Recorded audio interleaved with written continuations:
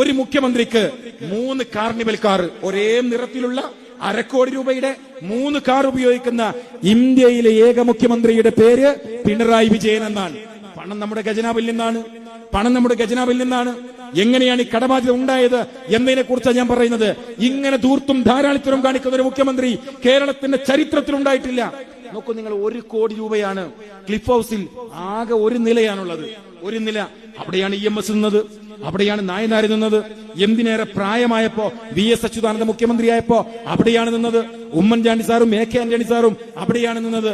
അവിടെ ലിഫ്റ്റ് ഉണ്ടാക്കാൻ 1 കോടി രൂപ, അവിടെ സ്വിമ്മിംഗ് പൂൾ ഉണ്ടാക്കാൻ 53 ലക്ഷം രൂപ ചെലവഴിച്ച മുഖ്യമന്ത്രിയുടെ പേരാണ് പിണറായി വിജയൻ എന്ന് പറയുന്നത്. ഇതൊക്കെ പോട്ടെ, ഏറ്റവും രസകരമായ ഒരു കാര്യമുണ്ട്. നിങ്ങളുടെയൊക്കെ വീട്ടിൽ മക്കളുണ്ടാവും, പേരക്കുട്ടികളുണ്ടാവും.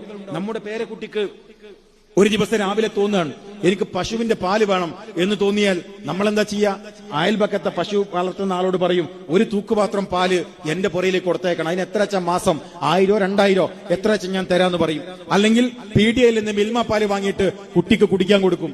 എന്നാൽ മുഖ്യമന്ത്രിയുടെ മകൾ വീണ വിജയൻ, ആ വീണ വിജയന്റെ മകൻ, ആ പേരക്കുട്ടി, മുഖ്യമന്ത്രിയുടെ പേരക്കുട്ടിക്ക് പശുവിൻ പാല് കുടിക്കാൻ ഒരു ആഗ്രഹം ഉണ്ടായപ്പോ മുഖ്യമന്ത്രി ചെയ്തത് 1/2 കോടി രൂപ ഖജനാവിൽ നിന്നെടുത്ത് ഒരു പശുവിൻ തടുത്തും 4 ജേഴ്സി പശുവിനെയും വാങ്ങിയ മരമണ്ടനായ മുഖ്യമന്ത്രിയുടെ പേരാണ് പിണറായി വിജയൻ എന്ന് മലയാളി ഓർക്കണം. ഇങ്ങനെ ഒരു ഭരണാധികാരി കേരളത്തിന്റെ ചരിത്രത്തിൽ ഉണ്ടായിട്ടില്ല.